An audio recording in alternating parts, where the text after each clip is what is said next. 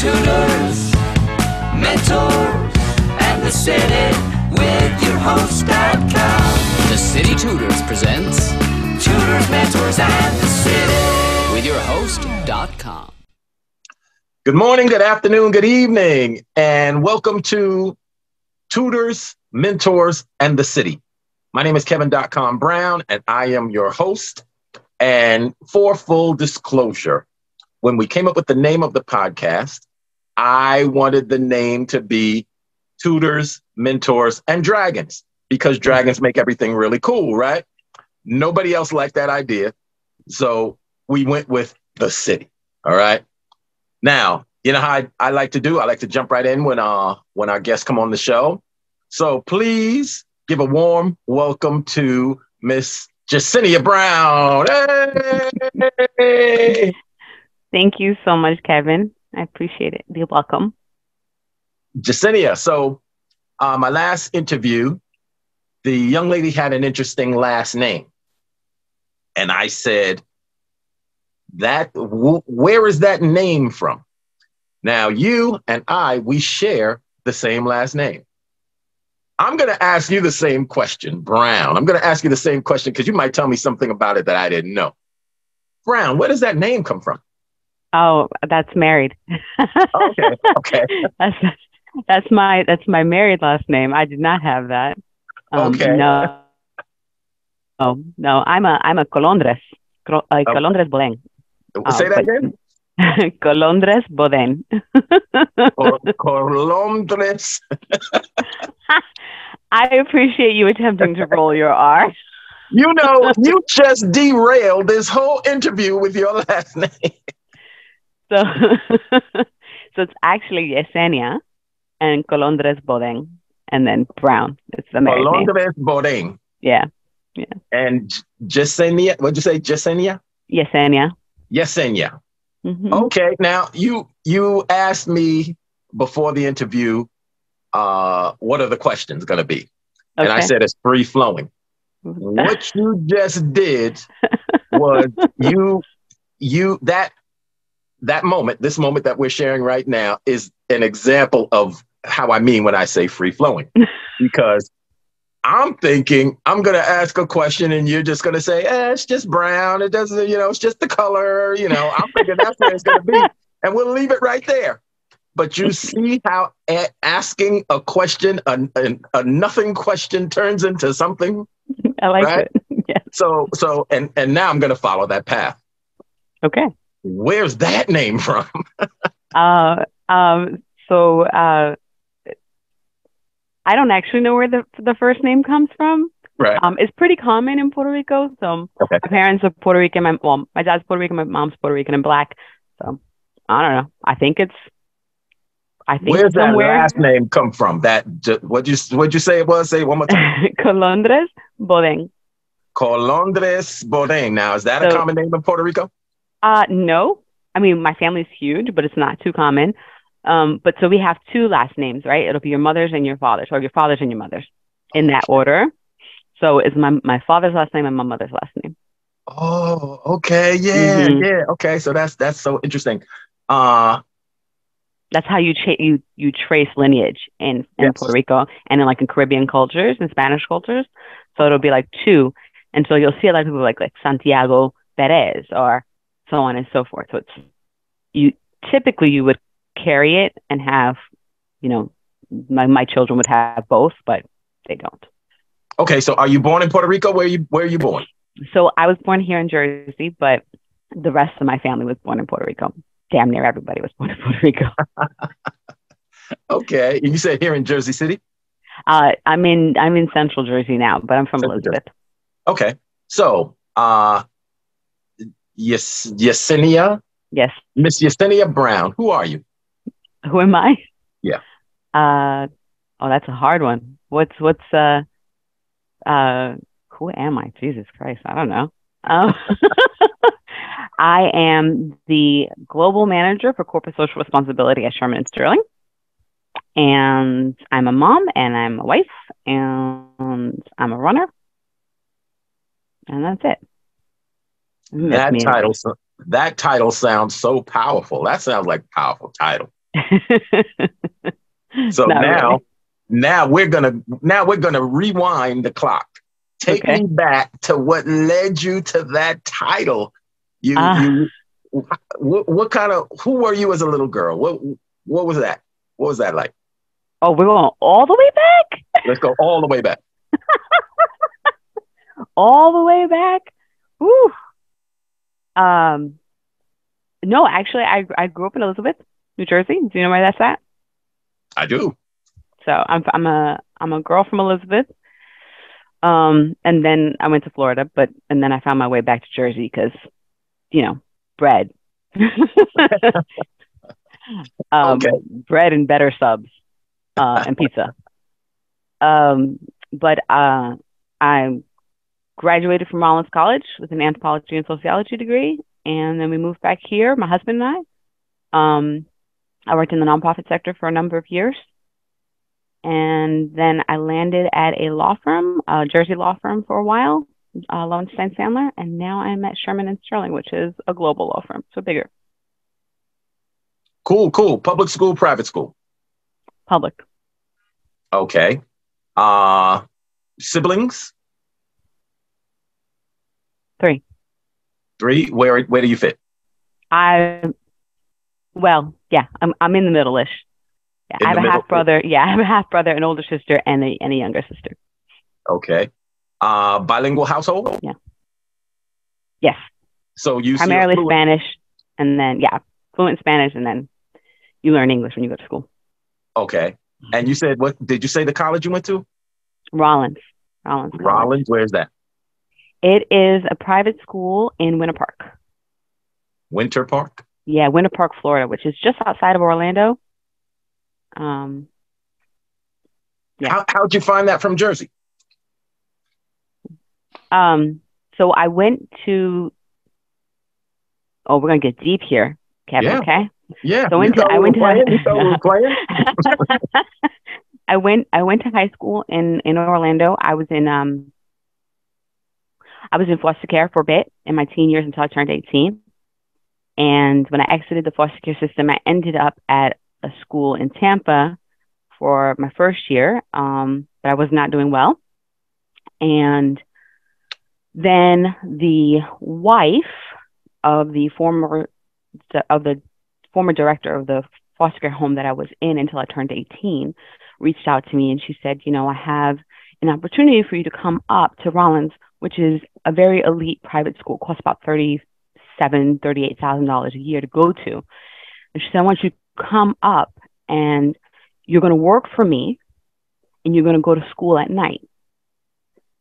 And you will start on a scholarship, and part of your scholarship entails that you serve as an academic advisor, a student advisor to other students like you, and you'll work several days a week, and then you'll go to school at night. And I was like, I don't have the grades. I'm currently flunking to get into a private school. She was like, don't worry about it. I'm going to get you in, and you're going to work. And I think I told her, I don't know why you're doing this for me. But I came up, and she got me in, and I wasn't flunking anymore. And I served as an academic advisor, a student advisor for 2 years on scholarship, funded by the wonderful late Harriet and High Lake, a couple who loved the Hamilton Holt School, which is where I went. And I worked all day, and I went to school at night. And I graduated. Do you know how amazing that sounds? No. As you were telling me the story, do you know how amazing? Do you realize? That sounds amazing. Oh my goodness.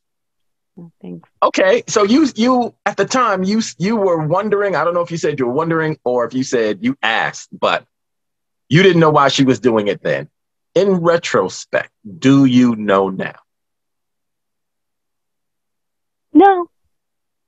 Really? She's amazing. She's amazing. She's an amazing woman. She has served as a mentor to me throughout my years. I ended up finishing my degree there, and I ended up working at the college. I got a job at the college, which gave me even more opportunity. if you knew her, Connie Holt, like there are probably hundreds of people who could tell you how amazing Connie Holt changed their life, right? She was this woman who just, her husband's a pastor and he was a director of a foster care home. And like, they're like you ever meet one of those people who are just good people for the sake of being good people, right? Pastor Holt and Connie Holt are just good people for the sake of being good people. And I would say, I don't know why she took a risk, because I was not, I was not easy, right? I wasn't an easy employee. I wasn't an easy student. I wasn't, when I lived in the Cadigan home for girls, I was not an easy kid. So I have no idea why she was like, you're the one. Maybe she figured that eventually I would pay it forward, but she did. So. Well, I'll tell you, I don't know if you recognize how amazing that is, because when you tell me about Connie Holt, I want to be that type of person, right? Everyone should want to be a Connie Holt. That's what I work for every day. I didn't have a reference point. I knew I'm on a journey. I feel my journey, but and I had no, what I want to be like. But that description you just gave of a woman who didn't have to, and she identified something in you, and she gave you the opportunity. And it sounded like she wasn't taking no for an answer by the way you presented the story. But that's the type of person I want to be from this day forward, like from 3 years ago forward, right? So that's so incredible. Now, so you answered so many of the other questions in this question, right? City Tutors, it's a tutoring service. It's a mentoring free to underserved communities and such. So typically a half hour into the interview, I'll say, did you have any mentors? But you answered that question.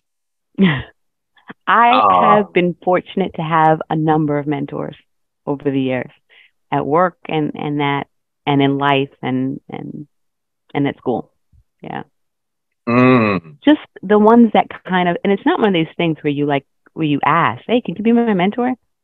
It's just kind of like a natural relationship that kind of forms. And then the next thing you know, you're in their office all the time going, could you help me? Or venting about something and then listening to them tell you like, no, you were in the wrong, or whatever it may be. So I'm lucky I've had a number. Now you said you were hard, you weren't easy to get along with, or not get along with. That wasn't the word. I think you said you were hard to deal with, or something you said like that. I am not the easiest person to get along with. Are you still that way? Yes. Are you still that person? Yes. I am a person who is quick to have an opinion and quick to share it, whether it is asked of me or not. I've got something to say, I say it. So yeah, no, I'm definitely not the easiest person. And when I think strongly about something, I'm very quick to let you know that I think very strongly about it. So not the easiest person to get along with, but such is life, right? That is life. That is life. So I could sense by your responses that you feel that way about yourself. That's why I asked the question. But let me back you up for a second, and let me ask you this. In hindsight, what do you think it was about you that allowed you to have and receive such amazing mentors? Because the common denominator is you. What?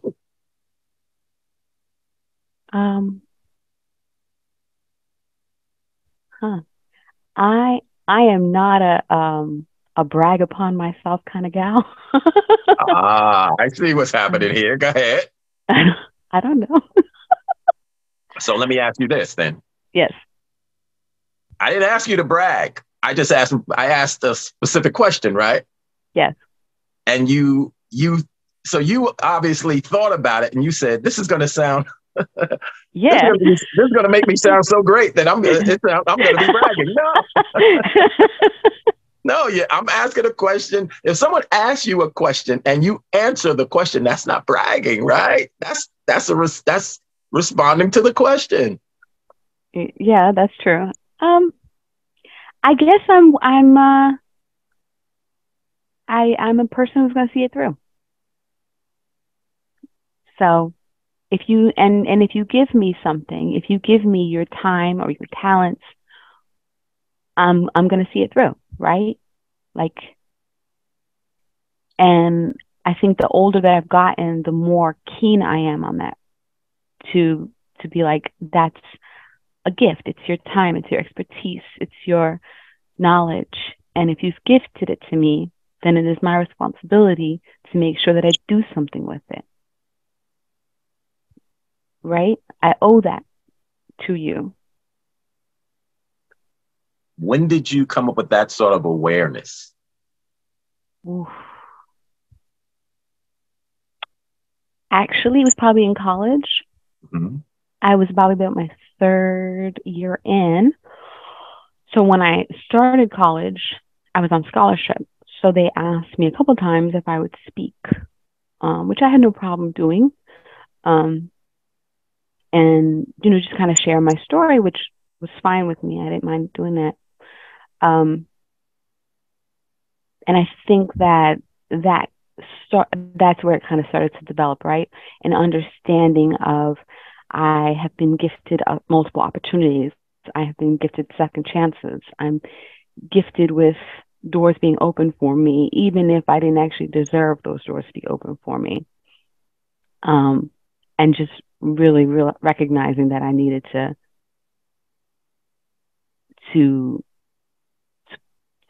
pay for that in some way. Okay. So when you mentioned college, you said your major was what? Anthropology and sociology. Minor in women's studies. Okay. Anthropology, sociology, minor in women's studies, but somehow you work for a law firm and Shearman Sterling global financial institution. How does an anthropologist fit in a law firm and how do you do that? So I wanted to go to law school. Once I started my undergrad, I thought I wanted to go to law school. I was going to be a lawyer. I was hard set on being a lawyer. Actually, for high school, I went to a law magnet program. So I thought I was going to be a lawyer. I started out as a pre-law major. I changed my major easily 10 times. I was like an international affairs major, international business, psychology, blah, blah, blah. Anyway, I was in a sociology class for my psychology major. And I was in the sociology class, and it was like a topics class on social issues.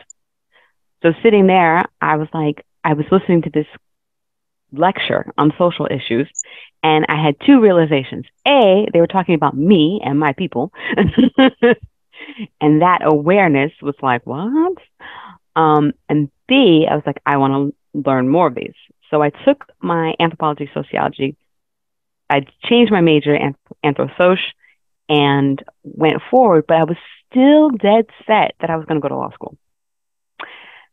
So I finished, I started working, and then I started at a law firm because I thought, well, I'll go to school at night, right? And then I started at a law firm, my last law firm, and I liked being at a law firm. I realized that I'd never be a lawyer. I didn't want to be a lawyer.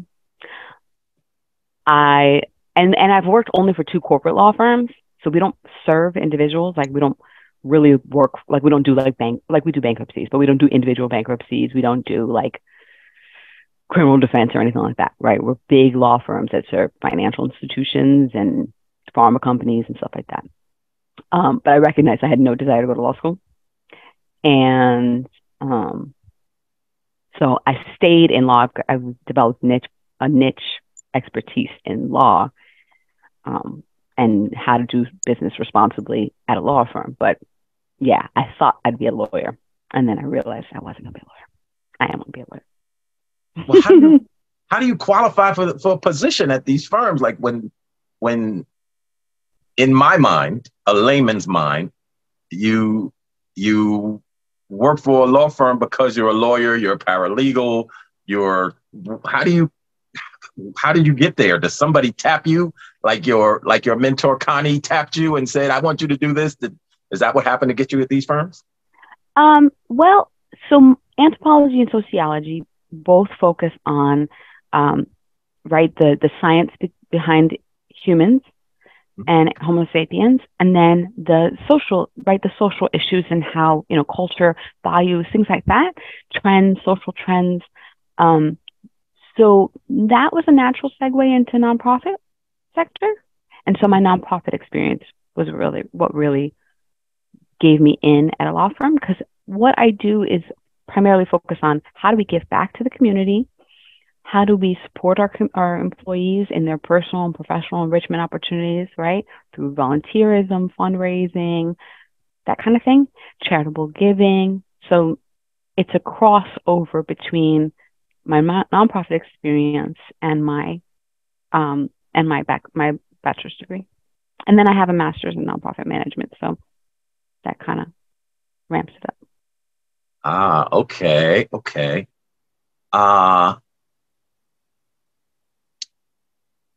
So I'm trying to figure out how to word this question.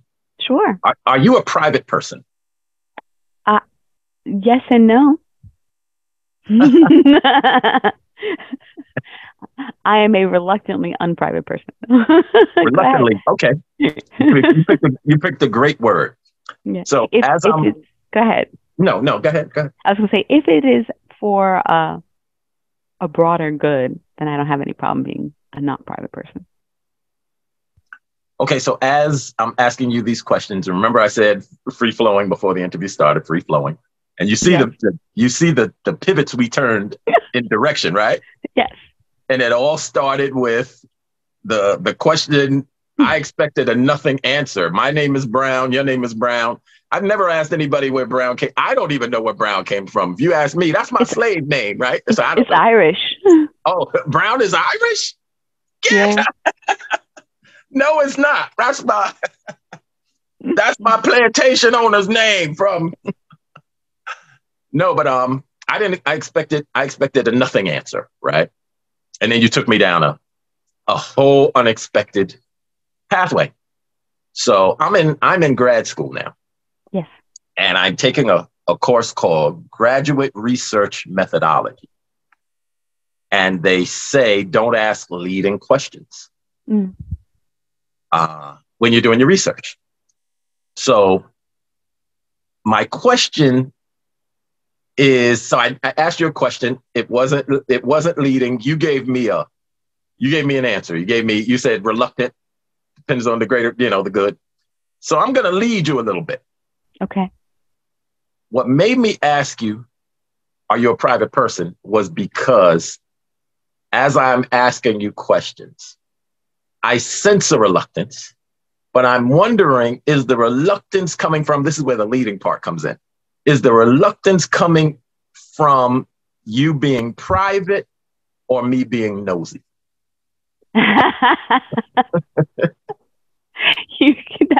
That's not a bad question. I have a little imposter syndrome, so I always feel like a little bit reluctant to you're right, like somebody's gonna out me. They're like, "Ooh, how'd she get here? don't belong here. How did she slip in? We already met our quota. We don't need another one of those."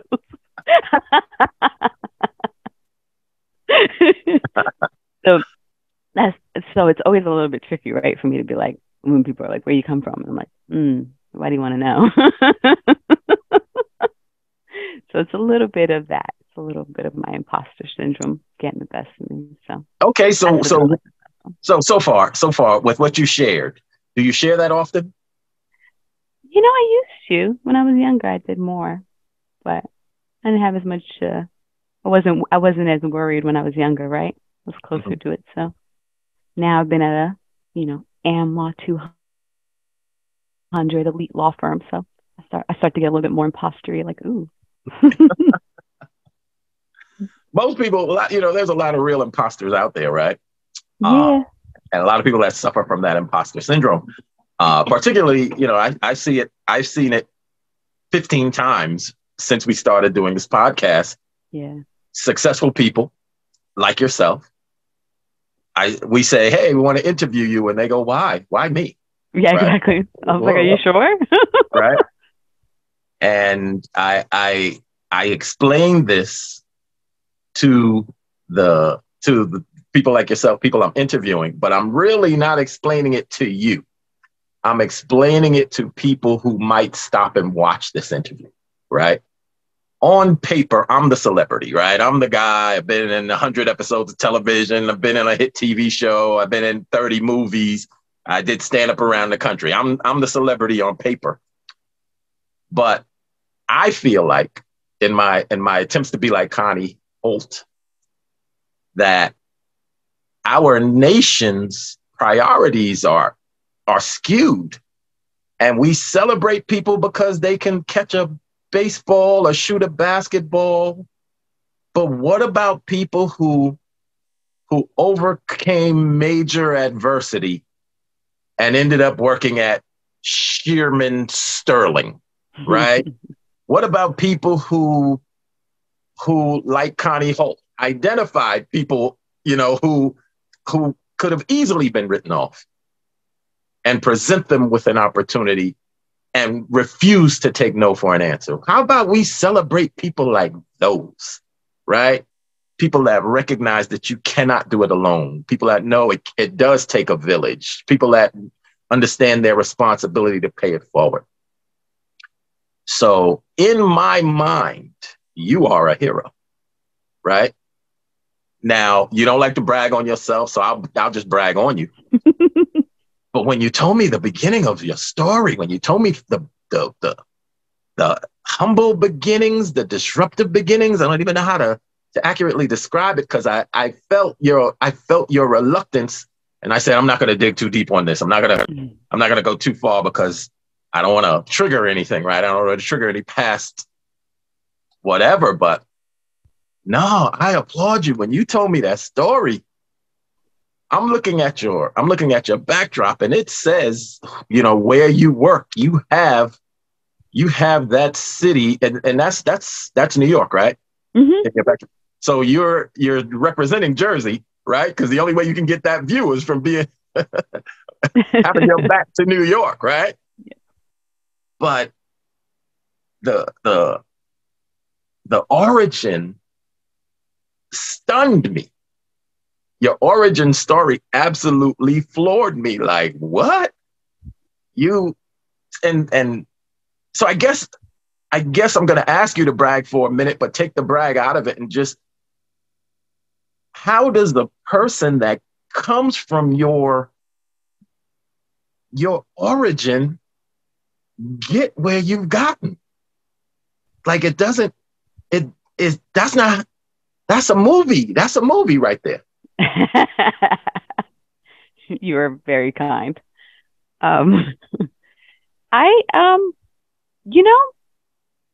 think that's why I've been interested in the mission for City Tutors. Right? I got here. I'm here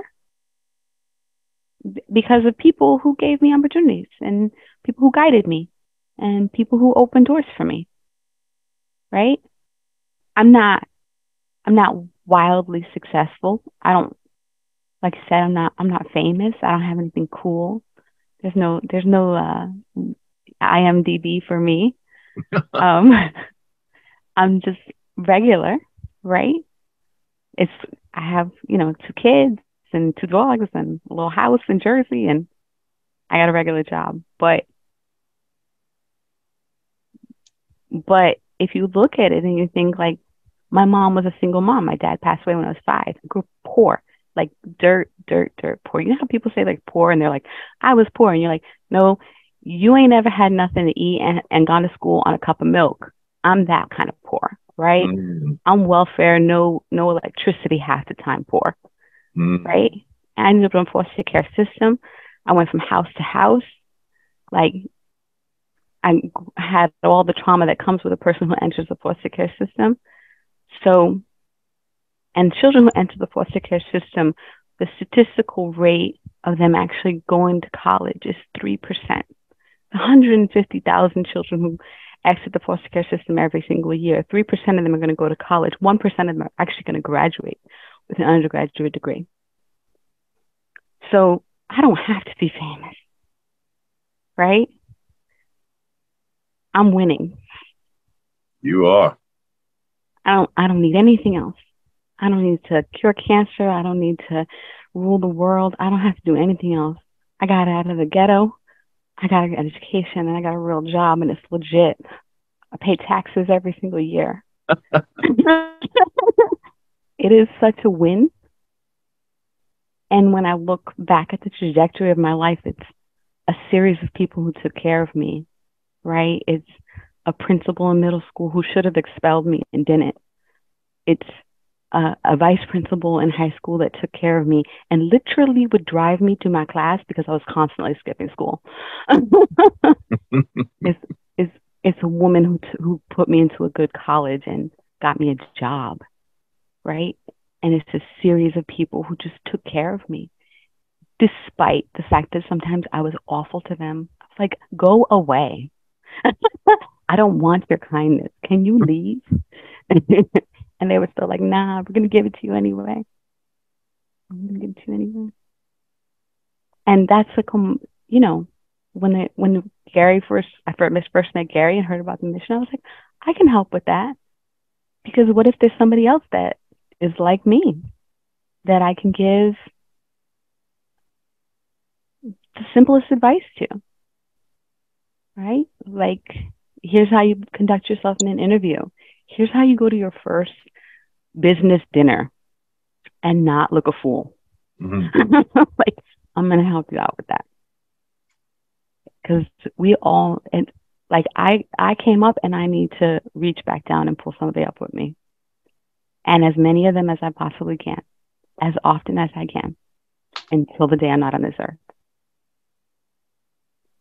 And like I said, I owe it to every single one of those women and men who did it for me. That is my responsibility. Jesenia. Oh my goodness. Wow. Don't make me blush, Kevin. I don't like talking about myself. I need you to stop. Now, you know, I'm an actor. I have an IMDb, you know. I know you do. I have a and I have my friends have IMDb profiles.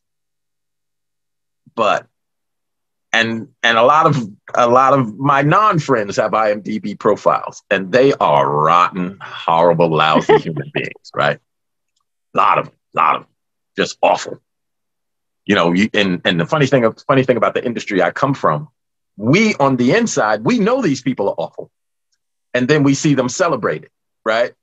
Some people that commit some of the most horrible atrocities, and they just won an award from some, you know, whatever, you know, like you know, Alfred. I'm a comedy guy. Bill Cosby was an idol to every comic, you know, coming up at a certain point.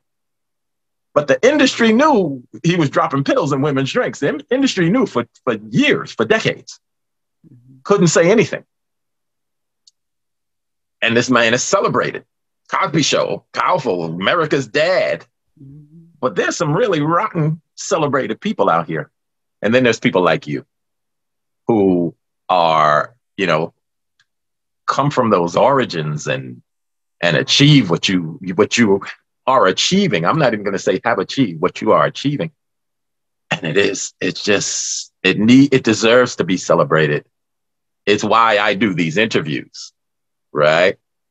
Because I feel resistance from, you know, very successful people, the corporate world, super professional people.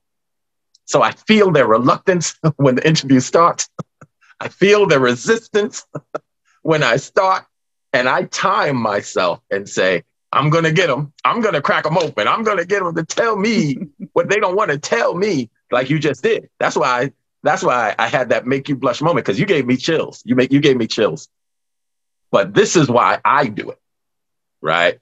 I do it so when we leave this interview, you may not know how fantastic you are or how fantastic your story is, but it's a fantastic story. Holy smokes. You got me using old references. Holy cow, black man. That is a fantastic story, because there's so many people out here who, are entitled, who have opportunities, and they screw them up, they flaunt them, they waste them. And then there's people like you who had none of those things. And then when you got the opportunities, you end up with your back to New York City. Take that, New York. Right? Wow, Jesenia. Impressive. Wow. Did it hurt? Was this painful? Was this a painful conversation for you? No, it's not too bad. When you get off the call and you're talking to whoever, I know you're going to talk about this to somebody. Hey, remember that show, 30 Rock? I just talked to .com. So I'm not going to lie. I already told my husband, because I was like, babe, because we were huge 30 Rock fans. Oh, really? We were. Oh, okay. And so I was like, I'm getting interviewed by .com. And he was like, what? And I was like, yes. I was like, I even say it like Tracy Morgan used to say. He was like, wow. He's like, oh, we're not Entourage. I was like, yeah. Cool. But yeah, people like you are who I want to be around, right? I don't want to Hollywood. A lot of my friends who we started out together, we reconnect. We circle back to each other because a lot of us had successful careers, like guys that started with me, who grew up in the projects in the Bronx or Brooklyn or whatever, who went on to win Emmys, of all things, right?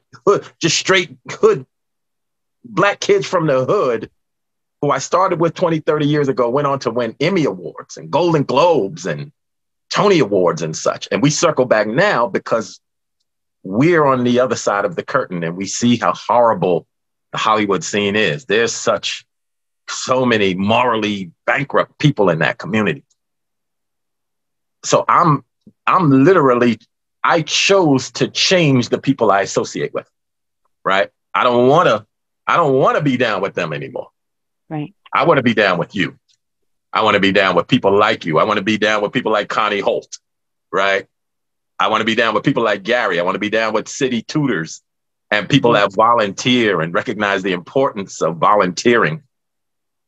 So it's an honor. It's an honor. I'm not going to be able to go and tell anybody, hey, you know what? I spoke to Jesenia Brown, and they're going to be like, what? It's not going to be like, no. It's not going to be that. No. At least not now. At least not at this moment. But I'm on the campaign to let people know that we have shining stars like you. I appreciate doing it. Your thing. Girl. And I appreciate you. It's awesome that you're involved, and sometimes it's necessary, right? To have somebody who has a bigger name and presence. You can draw a lot of light in an area that's really, really needed. You have such a capacity to bring about a lot of change and recognition. So I think it's awesome that you're doing this. Well, I tell you, my significant other took in some foster kids. She became a foster parent maybe a year ago. Oh, nice! Congratulations. And in that journey, she's probably had about 12 kids. Beautiful, adorable babies who come from like the things these babies have experienced, the horrific. Mm-hmm. And I love these little ones, right? I get around them, and I'm huge. I'm 6'5", I'm 300 pounds and change. And when they look up at me, they got to put their head so far back, sometimes they'll fall over. Mm-hmm. But I love making them smile. I love protecting them and letting them know they're protected. I wish we could keep them all to make them, so I know I'm slightly familiar with, the type of story you're talking about. And there are, like you said, there are literally hundreds of thousands around the country, babies that just have little to no chance. Yeah. So kudos to you in your journey. And we all have to pay it forward, and we all have to talk about it and inspire and nudge and champion for them. But thank you. Thank you. Thank you. Kudos to your significant other. Huh? Okay. I said kudos to you and your significant other. Yeah, but the thing about the program is when the social workers decide to take them, they'll call you this morning. Hey, we're coming to pick up Jerome later. We're coming to pick up Christopher. Yeah. And you have no say so. I mean, it's not for the faint of heart. It definitely isn't. But, you can only hope that when they leave your home, they're at least left with a positive experience. They got to see good role models and their, and adults around them. And that wherever they're going, whether it's a reunification plan to go back with their parents, maybe their parents have, completed all the conditions and they can be reunified, or maybe it's to a permanent home with somebody who really, really wanted to permanently adopt. So you can only hope that the next spot for them is a good spot for them. And it may not be, but it's people like you who keep opening your doors that give them, that give homes to kids who need it. So you might find yourself back with a Jerome or a Christopher. Yeah. You mentioned unification. I wasn't even familiar with the concept. I understand what it means when you say it. Yeah. Did you happen to have a unification process? Did you ever unify with your family? I did not. I'm very fortunate that I have a relationship with my mom now. Mm-hmm. But I did not reunify before 18. I aged out, which is where you stay in completely. And I didn't talk to her for a while. And y'all are cool now? It's tough. It's tough. Is it tough? Yeah, it'll always be tough, I think. Right? Okay. But she is very comfortable in acknowledging her role in my life and in my trauma. And she's accepting of that, which I give her a lot of kudos and a lot of grace for, right? Because it wasn't easy. And her ability to be like, yeah, I screwed up is awesome. And reconnecting with her, that's what got you aware of that huge family that you have from Puerto Rico? No. So I was at home for most of my adolescence, so I always had my family around.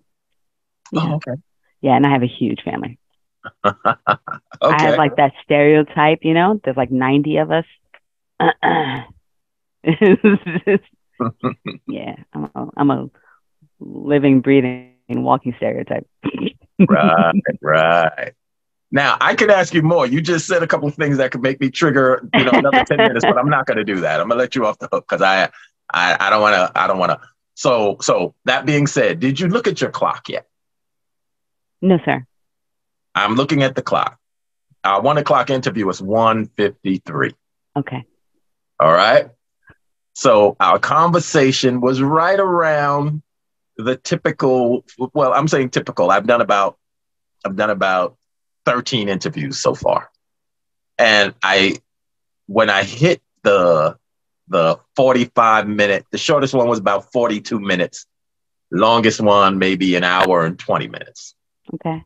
But typically, when we get to the hour mark, I feel like, I've taken enough of this person's time. But, I can go into the foster care, story with you for another 15 minutes, or, the meeting that big family and the interaction. I could do another 15 minutes with you on that alone, but I won't put you through it. I will spare you. I will spare you that journey, and I will just thank you. I will simply thank you for joining me and joining us in this conversation and letting us know what formed your journey. Really impressive, man. I'm really impressed. Well, thank you for having me. I appreciate it. Is there anything else you wanted and you needed for? There's three questions. There's three questions that I typically ask at the end to wrap up the interview. Question number one: what's the best advice you've ever had? Whoo.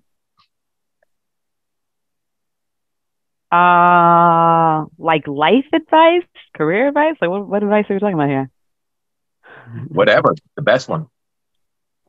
What comes to mind? What did Connie Holt tell you? Oh, she taught me a lot. But actually, I did have. Oh, I don't know. It's the best advice I've ever gotten.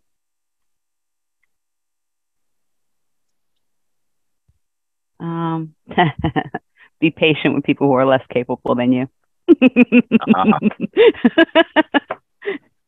And that's me. So thank you for being patient with me. No, not at all. Not at all. That is not a reflection of you. What's the best advice you can offer to your younger self? Do you have any advice for your younger self? Ooh. For my younger self, let it go. Let it go? Yeah, I think I spent a lot of my teens and early 20s being angry at the world, angry at everything. Mm-hmm. Let it go. Okay, that's great. That's great. And finally, we talked about an hour. Is there anything we left out? Oh, good Lord, no. What else would we talk about? That I left out. We talked about work and career and why I'm interested and involved with city tutors. No, I don't think so. It's funny. You went with my last name. Most people, if I gave an intro like I did, they'd be like, "Oh, so you're a runner? What do you run?" You didn't even go that route. You didn't even let me. Yeah, you didn't even let me nerd out about being a runner. So you found out that's what we left out. That's what we left out. What do we want to say about being a runner? How much do you run? Did you ever run a marathon? I have run 11 or 10. What? Yeah, I'm about to run my 11th on Sunday. What Sunday? This Sunday. What marathon is that? Marine Corps Marathon. Well, don't tell me you were in the Marine Corps. I was not. No. Okay. No, I wouldn't have lasted in the service. No, but my grandpa was. My grandpa was in the service, so I'm running for him. What? Yeah. Wow, we left some stuff out. Nah, I can't. You don't have enough time for me to go through how I'm a crazy runner and triathlete. It's ridiculous. Wow, we're going to have to come back then. We're going to have to come back. We're going to have to have a part 2, my dear. No. Jesenia, thank you so much for your time, my dear. I really appreciate it. You took me down a road I didn't even expect us to go.